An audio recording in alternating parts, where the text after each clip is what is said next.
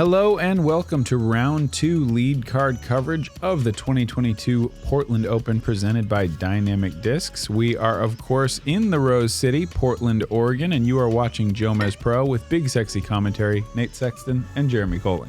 Howdy, y'all. And we have got Isaac Robinson, one of the many Robinson brothers. Scorching 12 under, C1 putting, didn't miss. Fairways hit. That's impressive out here. There's so many OBs. Simon Lizotte, folks. He is back once again here. He's in a groove right now, Nate. It's awesome to watch. 44% parked? If only it could be so easy. That's wild. Garrett Gurthie back on league group here. 10 under in the first round. Fairways hit 95%. I played with Garrett. He shot that 10 under with a double bogey. That would be the point. That would be the 5% where he did not hit the fairway. Yeah. And rounding out the group is Joel Freeman, your winner from last week's SeaTac. So he's coming off a win. Scramble 100%. 9 under is not a bad round out here, Blue Lake. But this little preview here does not show the weather that we've got in round 2. Yeah, man. Summer is just taking its sweet time. It really is. To come to the Pacific Northwest this year. Into early June, and rain is still on the forecast, and it's arrived today on and off. For Isaac Robinson!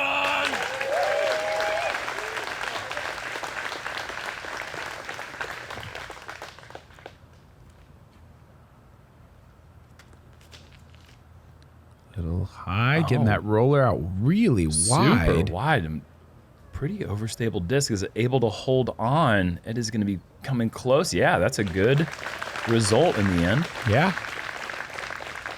Next up on the pad, he's sponsored by Discmania. Give a warm round of applause for Simon Lizotte. And I got his first and last name, but all I remember is Michael. But the guy's wearing blue, yellow, gradient tiger stripe suit. It's incredible. Drummert? Michael Drummert? Is that? Anyways. This is looking pretty good for Simon.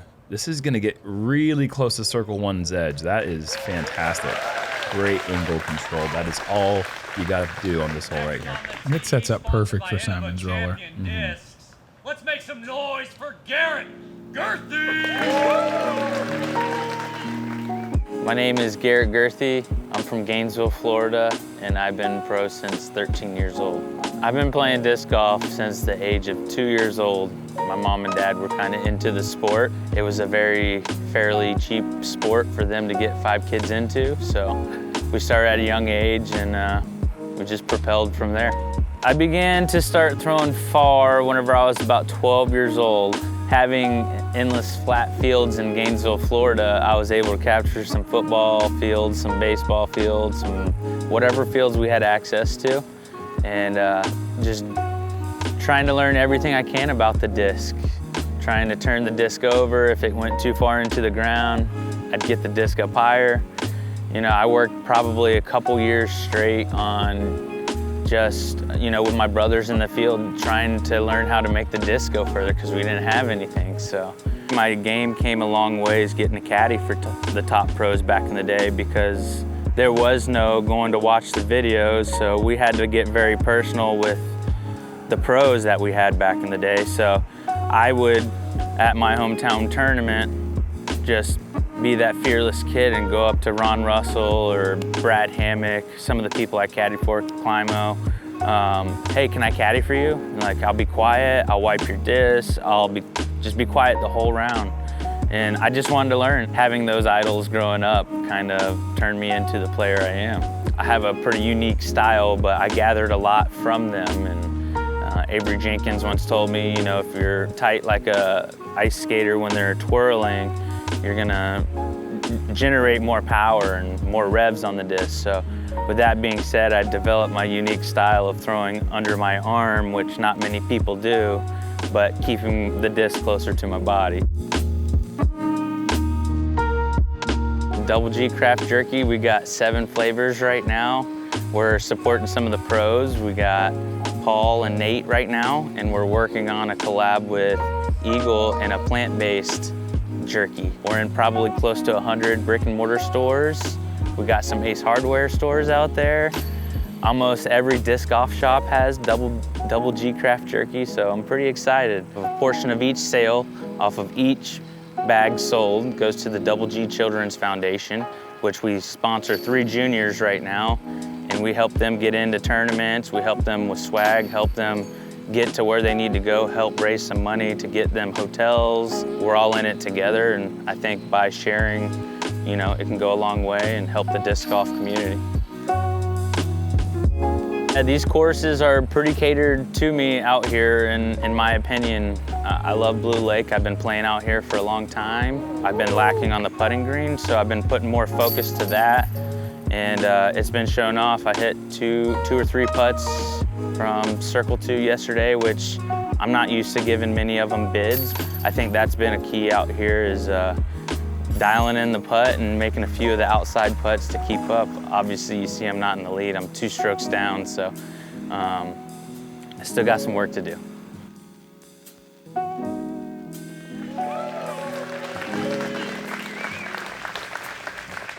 One of the most impressive throwers you'll ever see. I mean, I feel like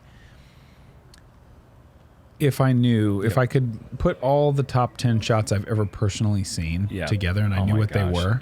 Look at that. That's like he might have thrown 4 of them out of the 10 I've ever seen that are like the most mind-blowing. Fantastic roller right there. Plastic. Let's give it up for Joel Freeman. And for the longest time, he wasn't even the longest throwing Gurthie brother. Evan and Ben were huge distance throwers in their own right and still are. I believe his brother Alex can throw pretty far too. It's a good disc golf family. Joel going the unconventional air shot and was just inches away from probably having a look inside the circle. I mean, he can really throw far. Yeah. This is a tough shot though. Yeah, but he's got those pants. Yeah, good point. And look, it doesn't look that bad. It's not too tough at all. And see, that is the way you play this hole. Yes, he goes a little bit long there, but trusting that grass is grabby is the way to play this. So many people come up short with that approach. And look at Isaac. Just about to keep it going with that 12 under he shot day 1. What an effort there from 50 feet. Simon from about 50 feet as well, coming up a little bit short with the hyzer. Well, not really a hyzer, but it hyzered out a little too early. See if Garrett can get the bonus birdie just outside the circle. And off the top, 3 good efforts. And look at this little nasty roll away. It's not the tester you want when you just had a nice little birdie putt. Garrett in for the par.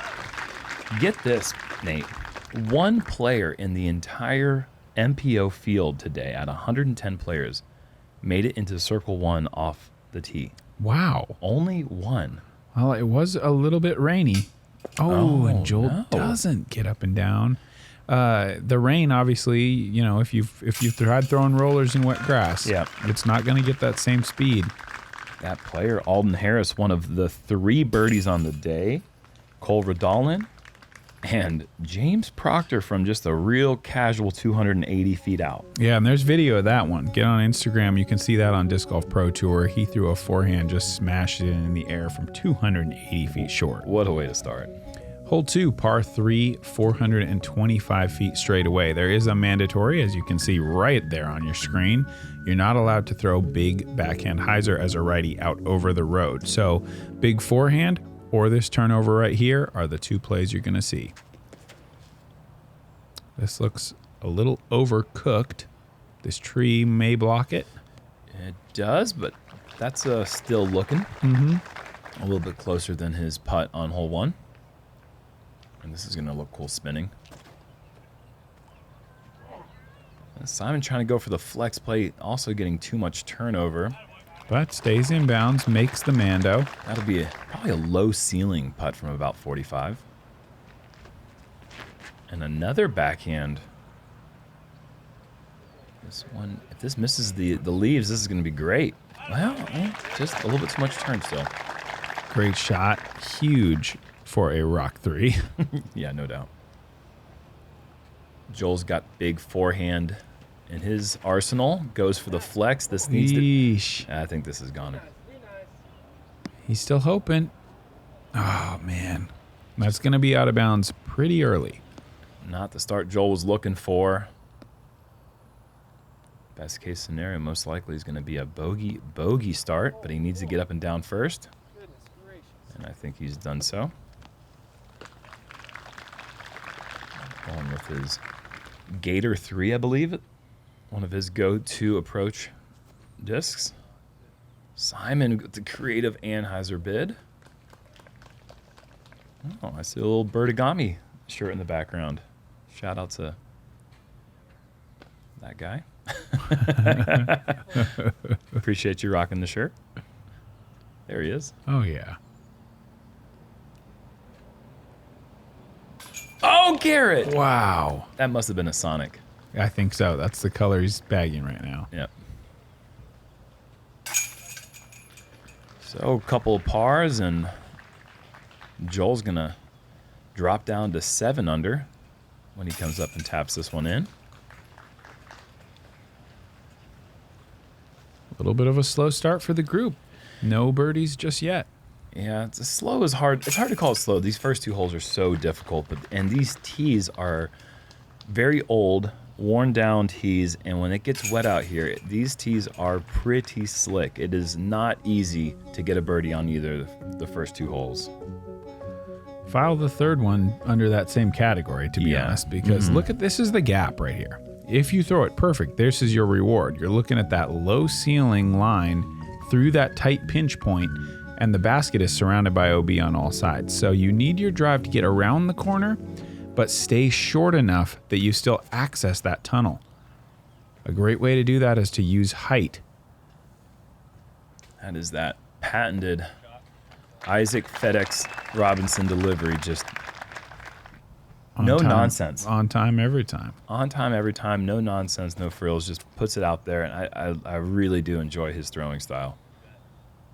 Simon getting really far down there. If this stays in bounds, that's going to be terrific, and Whoa. he is. That is pushing the boundary, and he knows it. So he's way back long and now has, what, backhand hyzer over the OB? Is that what I'm seeing? He's way left. He's like super tight and way down the fairway. Like near hole 4's tee. Okay, wow, that's phenomenal. And Garrett's also in a good place. Yeah, the left of these 2 trees is where you want to be setting yourself up. Okay, I was kind of confused where our catch cam was there. I think I'm back with the rest of you guys now. And Joel, this is looking pretty decent as well. But yeah, I was worried about this tree. No, I think he's going to be fine as well. I think those are 4 fantastic drives.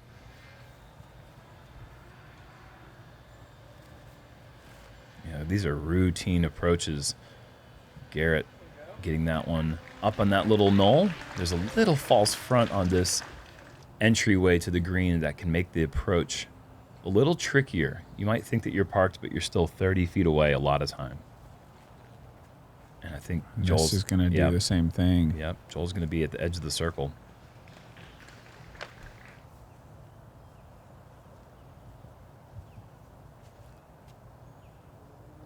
Oh boy. I think he's going to be okay though. There's good space out left. Yeah, that was fortunate. Got through those branches. And Simon has all the angle he could ever want to throw the hyzer approach. He's going to make easy work of that and get a birdie here on 3. Bullseye percentage. We're guaranteed at least our first birdie. Let's see if any other player can join him.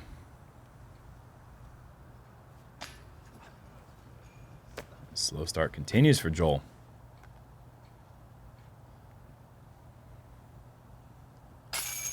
And Garrett with a nice putt. If you're a course designer, you are looking for a statistical spread like we have here on hole 3. 31% birdie. Oh, man. And that's a part of the 35% par.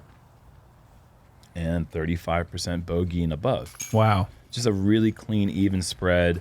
It's fair birdie to get, but if you're out of position at all, or if you miss your putt, there's so many ways to screw it up too. So it's a It's a nice par 4. I love the hole. I mean, I think it puts you in a position where you can definitely throw a nice big hyzer.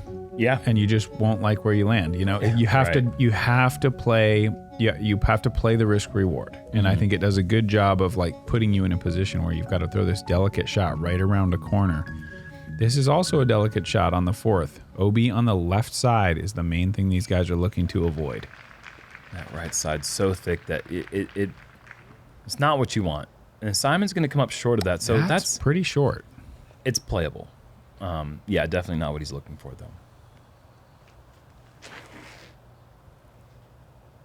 Little drift to the right. See if it can get out of these bushes. Yeah, that's going to be just fine, I think. Yeah, he has no idea where he's standing. I don't think that he's going to be pretty unobstructed when he gets up to the putt. But And it looks like only about 10 feet. yeah, just no nonsense. Just stand and deliver. Perfect. I love the movement of left to right with putter on this hole. It's the best way to avoid the OB on the left. If you're controlled with that shot, it's a great weapon to have here on hole 4. Or you could just go the simple hyzer. Beautiful shot there. Simon up first. I'm going to guess 45. Maybe slightly closer.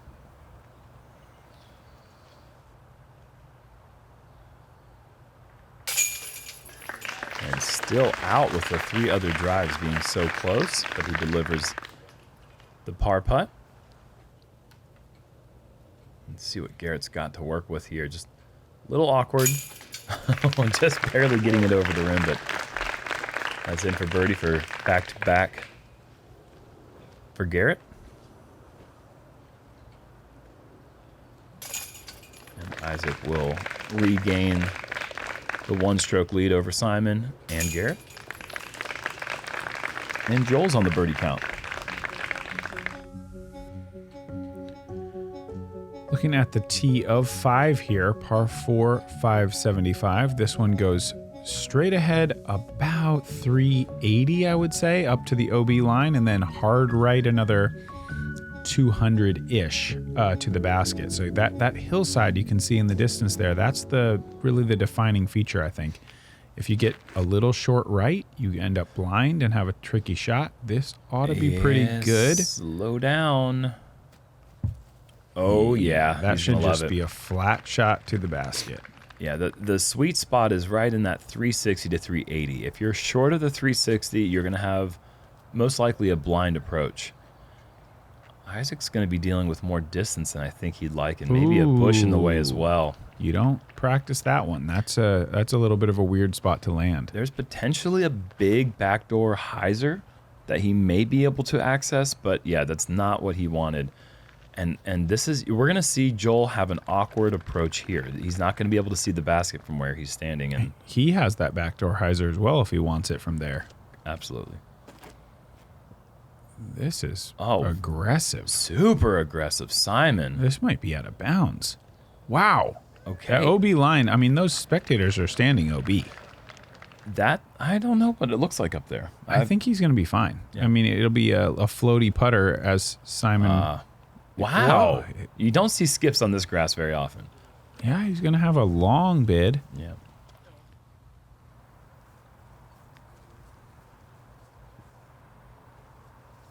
And Garrett pushing that backside OB, has a nice hyzer swing into the green, and he's going to have a 3rd birdie in a row. Nice. Rock, rock.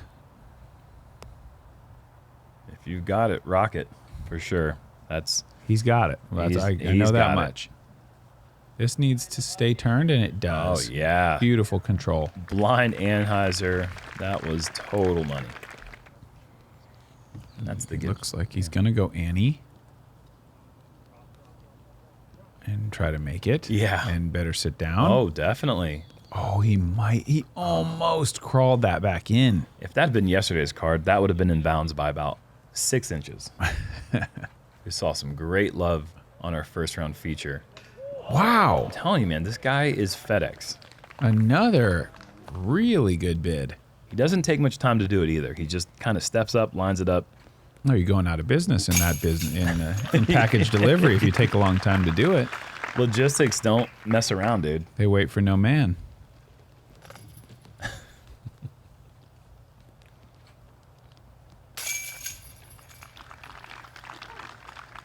Joel back to even for the day. Starting to recover after the tough start. And once again, those pants. You know. You know. Yeah. If only you could wear Garrett's shirt. I know, and Garrett's shoes, oh my goodness gracious. There's a colorful explosion of purple. Gotta love it. Looking at hole 6, par 3, 270, one of the easiest holes on the course and on tour in general. Yep. Over OB to start, but really not a lot in your way. You have the option of straight mid-range or putter, or big hyzer. Garrett just needs this to fade. And it does. Yeah, he's gonna like that.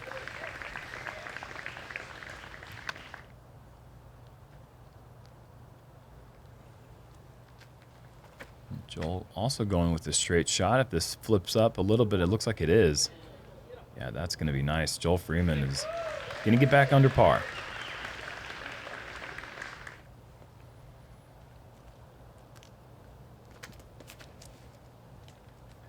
It looked like for a moment that Isaac was lining up the hyzer, but instead just dead straight. That should get him to 14 under. You knew someone had to go hyzer. It's just too easy. Yeah, I'm honestly a little bit surprised how many people go low up the middle. Mm-hmm. Yeah, if this basket were pushed back any, it would become slightly in the way of hole 7's fairway. Other than that, not much else you could do about this one other than maybe making it an island or something, but we're not here to be course designers, Nate. Although we seem to do it every single round. I'm happy to, take a stab at it. Yeah. I think it's fun. And back-to-back rounds, we are going to get star frames here on 6 as we expect to see from our feature group and lead cards. Onto a much more difficult hole, hole 7, par 4, 825 feet with OB on all sides. Pretty generous fairway though, defined by these big trees, low ceiling most of the way down. Roller's a great option, but I'm not sure about it today with the rain we've been having. These guys, I think, will just try to throw a low screamer. See if you can get under these leaves.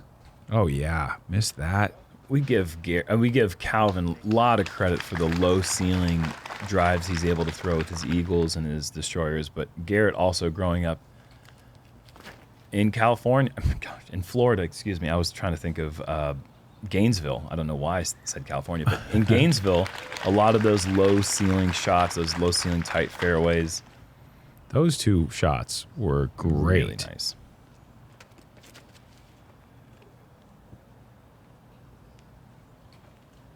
That is a way more common result. It is hard to keep a power drive below that height.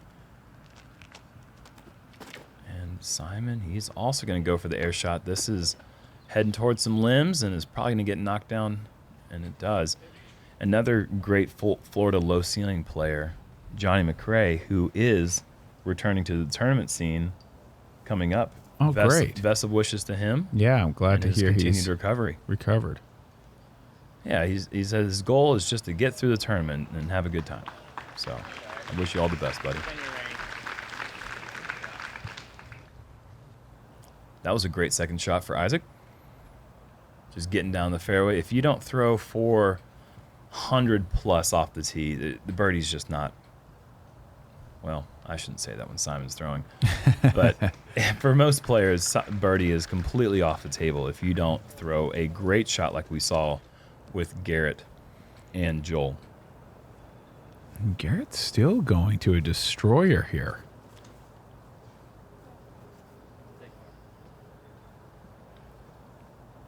Using that anhyzer, trying to keep the nose down, overstable finish. He's going to have a long look at birdie. This, I think, is the best play if you have it for this second shot. Yeah. Because you can skip back into the hillside. If this kind of continues to stable up, it could be just perfect. Oh, yeah, Joel, nice shot. Well done. Yeah, from where he was, you're absolutely right. The shape of the trees forces that anhyzer flex option, and he just threw a beaut.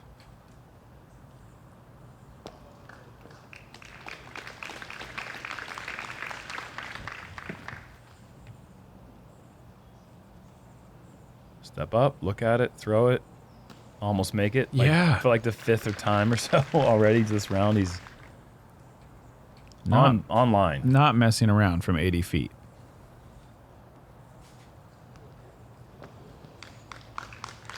There's that one season I felt like Garrett was just throwing into Sonic every round. Every round we saw him, it was just like another 80 to 100 footer. Oh no, Joel. That feels like such a bonus birdie to get, especially on lead card when everyone else is looking at pars. But an awkward line, he gave it his best effort and came up a bit short and left.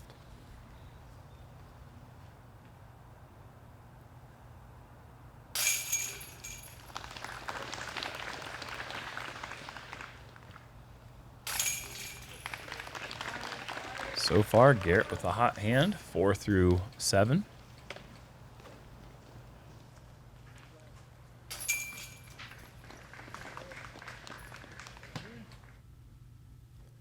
This tournament coverage is sponsored by Fortnite. Tune in to the Fortnite season end event on Saturday at 4 p.m. Eastern.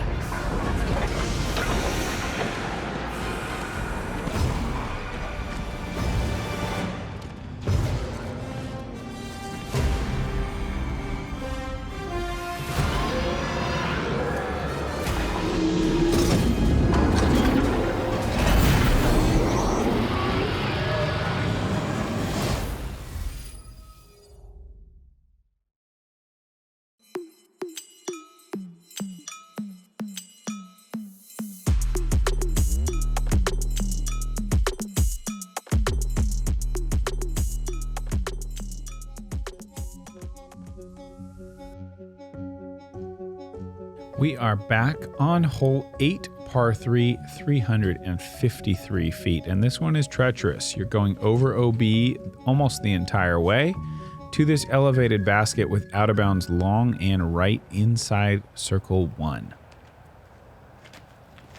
This is over OB this entire time. Needs to extend, continue to extend and clear the creek. Oh, no. I was just wowing how beautiful that looked. Man. I was a little worried about the quickness of the turn.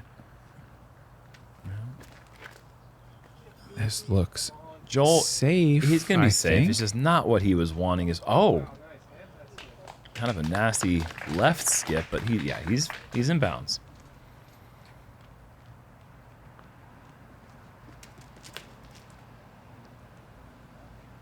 This is also starting to turn kind of quick. It does make it. Can it sit down? Oh, crosses, but is out. Yeah, now that I see that shot, I agree. I think Garrett's would have been in danger right side as well. And Simon with the nice forehand. I think this is perfect. Sit for him. Yeah. That's good stuff. Well, Simon's been doing a lot of work, and his elbow's feeling better, and we saw a lot of beautiful forehands a couple weeks ago at OTB. Here is that Sonic play. Perfectly done.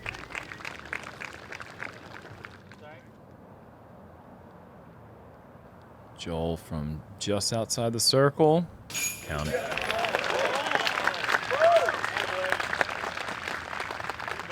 I was surprised by the stats when I looked down and saw that the hole was only averaging 2.84, which I figured we would have seen more of what we saw in round 1 with our feature group, all players going out of bounds, where we would see that the score average be somewhere in the 3.1 range. Sure. But actually, with Simon tapping in his birdie, 45% of the field with birdies on hole 8. That's pretty impressive. This is a tough hole. You know that any small mistake like Garrett had, and like Isaac had, you were going to pay the price of an out-of-bounds shot. And on to one of... Certainly the most difficult drive. Yeah. But also somehow one of the easiest holes. But I think the drive, nervy, Grueling. I mean, as soon as it comes out of the hand, it's just one of those, you grit your teeth, you just hope that you can get down somehow safe and move forward. You see Joel here trying to lock in. And man, he has put this in a spot where it's going to need a great break. Actually, my goodness. Oh, wow, it's perfect. That's sweet. For a moment there. Yeah, that was scary. And Simon, let's see what he can do. And he even goes a little more inside. He's going to need this to hit a house to stay in bounds. And oh, no, that's great. Yeah, it hits the house right there in the middle. You can see the house. Yeah, that's a perfect shot, actually. I keep kind of blowing the call here, but on this one, I am pretty sure this needs to get down. This is in trouble. This thing is floating on the wind. We've got, oh, man. Oh, perfect. Sweet. That'll work. Let me see. What is the fairways hit percentage? Okay, it's pretty high. Ow.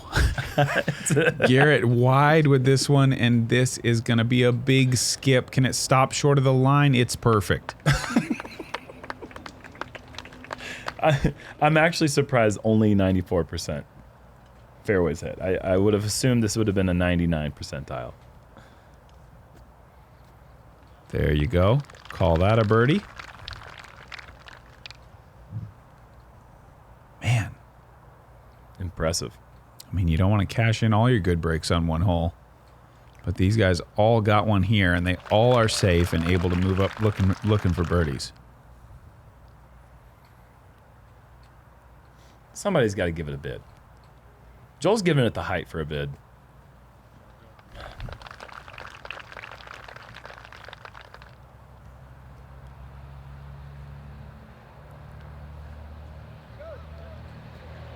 Okay, that is a star bullseye. Yeah. And that is the only way to play hole 9. I did not see that coming. Yeah. Parked. 50% of the field is parked. That's a stat you will never see again. 50% is inside bullseye. That's incredible. 105 or 55 players Have just an absolute dropper. tapping. That's pretty incredible. Well, let's take a look at these scores here. Simon, he's worked his way up to a tie with Isaac. Garrett falling one back. James Proctor, after that huge throw-in, continues the hotness on the front 9, shooting a 7 down, which we saw a couple players do in the first round, but they didn't have wet tee pads. James Proctor making good moves here. That's going to be it for the front 9 here. Yeah, fantastic golf. The weather, a little iffy, but these guys powering through. Not too much rain to deal with. Simon's smiling. They're all smiling. Guys in the Founders Club are smiling as well, I think, because, they feel a sense of pride for helping the channel. If they're not smiling, I'm smiling, because these guys definitely liked and subscribed. And Absolutely. That's why they're here. And we appreciate that. And we're going to be right back with the conclusion of round 2 from the 2022 Portland Open presented by Dynamic Discs. I see you, Josh Haar. Jeremy Wilkinson. That's my name and my fiance's name together. If I took her last name, I would be Jeremy Wilkinson. I'm not going to do that, but I see you Yeah, out there in the Founders Club. absolutely. Sweet D.